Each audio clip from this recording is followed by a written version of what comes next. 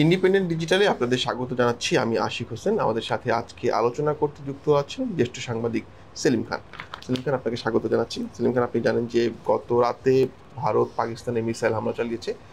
ভারত দাবি করেছে তারা ৭০ জন সন্ত্রাসীকে তাদের এই হামলা নিহত হয়েছেন। অন্যদিকে পাকিস্তানের পক্ষ থেকে দাবি করা হয়েছে ২৬ জন বেসামরিক নাগরিক নিহত হয়েছেন।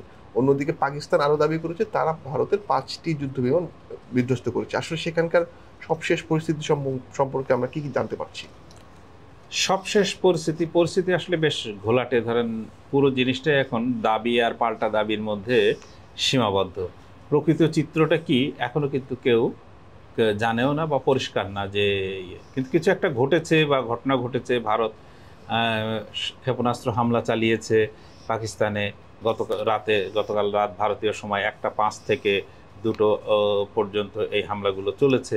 এগুলো সবাই এখন মোটামুটি পরিষ্কার।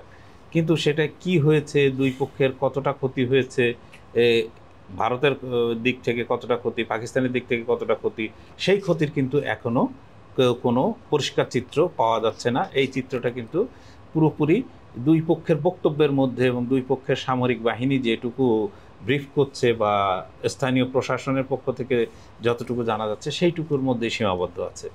তো আমাদের এই ঘটনাটা যদি বুঝতে হয় তাহলে আমাদেরকে একটু পেছনে তাকাতে হবে। গত 22শে এপ্রিল আপনার পহেলগামে, কাশ্মীর, যেটা ভারত শাসিত কাশ্মীরের পহেলগামে বৈশারণ বলে যে এলাকায়, সে বৈশারণ এলাকায় জঙ্গিদের হামলায় 26 জন নিহত হয়েছিলেন। এই 26 জনের মধ্যে একজন নেপালি, বাদবাকি সবাই ভারতীয়। তো এই 26 জন নিহত হওয়ার পরে তখন কিন্তু তারা প্রত্যেকেই ছিলেন পর্যটক, এবং এই পর্যটক নিহত হওয়ার ঘটনার পরে কিন্তু ব্যাপকভাবে ভারত সরকারের উপরে একটা চাপ সৃষ্টি হয়েছিল যে পাল্টা ব্যবস্থা নেয়ার। কারণ ভারত সরকার এই ধরনের হামলার পরের দিন থেকেই কিন্তু বলা শুরু করছিল যে এটা পাকিস্তানের মদতপুষ্ট জঙ্গিরা করেছে এবং পাকিস্তানের এর পেছনে মদত আছে, হাত আছে। সুতরাং আপনি পাল্টা ব্যবস্থা নিলে পাকিস্তানের বিরুদ্ধেই নিতে হবে। এই পাকিস্তানের বিরুদ্ধে ব্যবস্থা নেওয়ার চাপটা কিন্তু ক্রমেই বাড়ছিল, এবং সেটা সোসাইটির মধ্যে, মানে অ্যাক্রস দ্য সোসাইটি, যে সমাজের বিভিন্ন স্তর থেকে, এমনকি রাজনৈতিক দলগুলোর পক্ষ থেকেও কিন্তু সরকারের উপর চাপ বাড়ছিল যে কেন এখনো পর্যন্ত দেরি করা হচ্ছে, কেন ভারতের সামরিক বাহিনী কোনো ধরনের ব্যবস্থা নিচ্ছে না বা এই কিছু করছে না। সেই করতে করতে কিন্তু অনেকগুলো দিন চলে গেল। তার মধ্যে কিন্তু দুই দেশ, এই যে লাইন অফ কন্ট্রোল, কাশ্মীরের যে লাইন অফ কন্ট্রোল আছে এলওসি, তার দুই দিকে কিন্তু দুই দেশ কন্টিনিউয়াস তাদের মধ্যে গুলি বিনিময়, মানে কামানের গোলা বিনিময়, যে বিনিময় বলি না কেন, সেটা কিন্তু হয়েই চলেছে। এর মধ্যেই গত রাতে ঘটে গেল হচ্ছে যে এই ভারতে হামলার ঘটনা।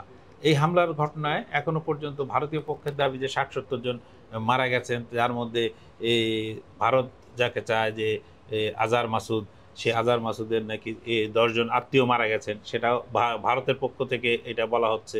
কিন্তু পাকিস্তানের পক্ষ থেকে এই ধরনের কোনো আসেনি। তারা বলছেন যে তাদের এই ঘটনায় 20-22 জনের মতো মারা গেছে। প্রথমে 5 জন ছিল, এখন বোধহয় সংখ্যাটা একটু বেড়েছে। যে সংখ্যাটা পুরোপুরি তারা 60-70 জনের কথা বলছেন না। এবং পরিষ্কার বিষয় হলো যে ঘটনাটা ঘটেছে, এই ঘটনার মানে পরবর্তী ঘটনা কি ঘটতে যাচ্ছে সেটি কিন্তু হচ্ছে আসল। অপারেশনের পরে যে ব্রিফিংটি অনুষ্ঠিত হয়েছে ভারতীয় ডিফেন্স ফোর্সের পক্ষ থেকে, সেখানে দুজন নারী ব্রিফিং করেছেন, একজন হিন্দিতে, একজন ইংরেজিতে, এবং এদের মধ্যে একজন কিন্তু মুসলিম ছিলেন। তিনি একজন কর্নেল, সোফিয়া কুরেশি তিনি। এই যে দুজন নারীকে দিয়ে যে ব্রিফিংটা করানো হলো, এর পেছনে কি কোনো গুরুত্ব থাকতে পারে বলে মনে হয়? হ্যাঁ, নিশ্চয়ই। ভারতীয় সেনাবাহিনী বা ভারত সরকারের পক্ষ থেকে এটা সারা দুনিয়াকে এই মেসেজ দেওয়া হয়েছে যে তাদের নারী এম্পাওয়ারমেন্টের বা নারীরাও কত গুরুত্বপূর্ণ ভূমিকা পালন করে, এটা একটা মেসেজ। দ্বিতীয় মেসেজ হচ্ছে সেখানে একজন মুসলিম নারীকে রাখা হয়েছে, সেটাও একটা মেসেজ যে একজন মুসলিম এবং একজন হিন্দু নারী দুইজনকে রাখা হয়েছে, সেটাও একটা মেসেজ দেওয়া হচ্ছে যে শত্রুর বিরুদ্ধে ভারতের সব ধর্মের, সব ভাষাভাষীর মানুষ কিন্তু এককাট্টা। এই মেসেজটা কিন্তু ভারত সরকারের পক্ষ থেকে দেওয়ার চেষ্টা হয়েছে বলে মনে হচ্ছে, না হলে এইরকমভাবে এই দুইজনকে বেছে নেওয়া হতো না। আরেকটা জিনিস যদি দেখি যে এই যে কালকে যে হামলা হলো, এর পাল্টা হামলা, সবকিছু মিলিয়ে যে একটা শঙ্কা বেশ কয়েকদিন ধরেই ছিল যে দুপক্ষ কি সরাসরি যুদ্ধে জড়িয়ে পড়ছে কিনা। তো আপনার কাছে কি মনে হয় যে এর মধ্য দিয়ে কি আসলে যুদ্ধের দামামা বেজে উঠলো? যুদ্ধের দামামা তো আর দামামার পর্যায়ে নেই। এখন ধরেন যে এ আপনার ভারতের পক্ষ থেকে বলা হচ্ছে যে একাধিক ক্ষেপণাস্ত্র হামলা করা হয়েছে এবং ভারতের ৩টি বাহিনী একত্রে এই অভিযান পরিচালনা করেছে। সেখানে ভারতের সেনাবাহিনী ছিল, ভারতের বিমান বাহিনী ছিল, নৌবাহিনী কিভাবে ছিল এটা আমি ঠিক জানি না, কিন্তু বলা হচ্ছে যে ৩ বাহিনী একত্রিত হয়ে এই ৭১-এর পরে এই প্রথম কোনো যুদ্ধে বা কোনো অভিযানে অংশ নিল ৩ বাহিনী একত্রিত হয়ে। তো এইটা একটা যেরকম দিক, পাল্টা দিক হচ্ছে আবার পাকিস্তানের পক্ষ থেকে দাবি করা হচ্ছে যে তাদের বিমান বাহিনী ভারতীয় হামলার পাল্টা জবাব দিয়েছে। তারা নাকি 5টি ভারতীয় যুদ্ধ বিমানকে বিধ্বস্ত করেছে, এরকম দাবি কিন্তু পাকিস্তানের পক্ষ থেকে করা হয়েছে। কিন্তু আবার পাকিস্তানের যে আইএসপিআর আছে, আইএসপিআর ডিজি তিনি বলেছেন যে ভারতীয় বিমান বা পাকিস্তানি যুদ্ধ বিমান কোনোটাই কিন্তু কেউ কারোর দেশের আকাশসীমা লঙ্ঘন করেনি। ফলে এই যে বিমান বিধ্বস্ত হয়েছে, এই বিমান বিধ্বস্ত যে কারোর ক্ষেপণাস্ত্রে আঘাতে হয়েছে না সেটা নিজেই এই অ্যাক্সিডেন্টালি ভেঙে পড়েছে, আমি বলছি যে পুরোটা মাত্র এখনও 24 ঘন্টাও কাটেনি, বড়জোর খুব বেশি হলে 14-15 ঘন্টা এই ধরনের ঘটনা বা হামলার পরে 14-15 ঘন্টা সময় কেটেছে। ফলে পুরো বিষয়টা কিন্তু পরিষ্কার না। ভারতের পক্ষ থেকে এক ধরনের আখ্যান তৈরি করা হচ্ছে, পাকিস্তানের পক্ষ থেকে আর এক ধরনের আখ্যান তৈরি করা হচ্ছে। ফলে এখান থেকে যে একটা কমন বিষয় জানা যাবে সেইটা না। কমন বিষয়টা হচ্ছে যে দুটো পরমাণু শক্তিধর দেশ যাদের হাতে পরমাণু অস্ত্র আছে, যে এই রকম দুটি দেশ তারা পরস্পরের সঙ্গে সংঘাতে জড়িয়ে পড়ছে এবং যেটা নিয়ে বিশ্বের বিভিন্ন দেশ ইতিমধ্যে উদ্বেগ প্রকাশ করেছে। মার্কিন প্রেসিডেন্ট ডোনাল্ড ট্রাম্প আপনি কালকে যখন হামলা হচ্ছে তখন তিনি তার ওভাল অফিসে যাচ্ছিলেন, ওভাল অফিসে গিয়েও তিনি কিন্তু কোনো ভালো প্রতিক্রিয়া দেননি। তিনি বরং তাদেরকে ভারতকেই বরং কিছুটা সমঝে চলার জন্যই বলেছেন।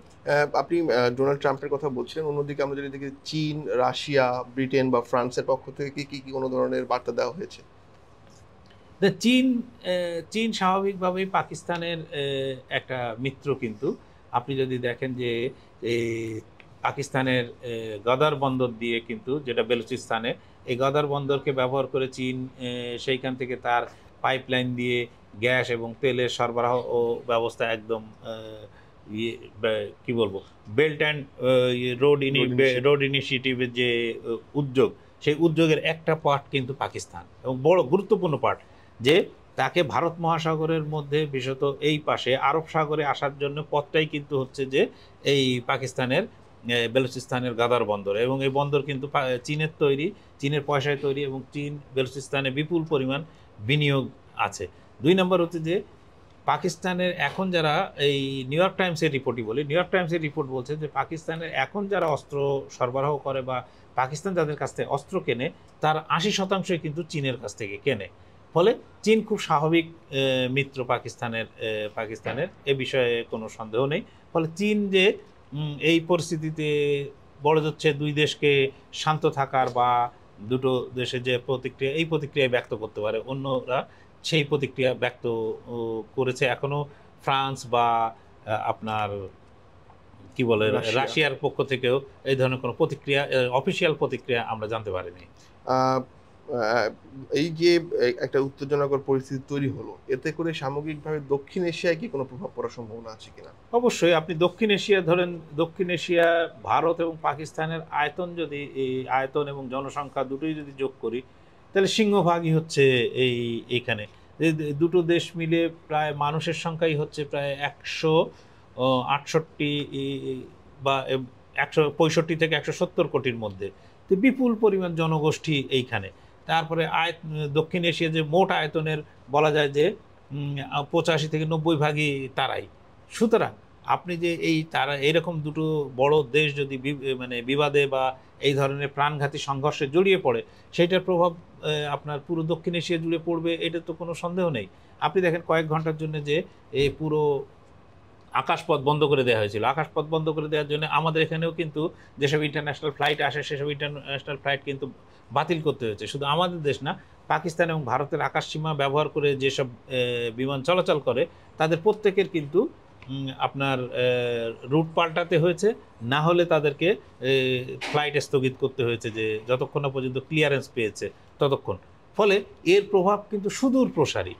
এই যে ধরুন যে কোথায় ইউক্রেন আর রাশিয়ার যুদ্ধ হয়েছিল, সে শুরু হয়েছিল সে 2022 সালে, তার প্রভাব বা তার ঘানি কিন্তু আমরাও এখনো টেনে চলেছি যে নানাভাবে। ফলে এখন পৃথিবী সারা বিশ্ব এমনভাবে ওতপ্রোতভাবে পরস্পরের সঙ্গে যুক্ত যে এক জায়গায় কোনো ঘটনা ঘটলে আরেকজনের সেটা থেকে রক্ষা পাওয়ার খুব বেশি কোনো সুযোগ কিন্তু নেই। অনেক ধন্যবাদ সেলিম খান, নিশ্চয়ই আবার আপনার সাথে কথা হবে। আজ এ পর্যন্তই, দেখা হবে পরবর্তী আয়োজনে। ইন্ডিপেন্ডেন্ট ডিজিটালের সঙ্গী থাকুন।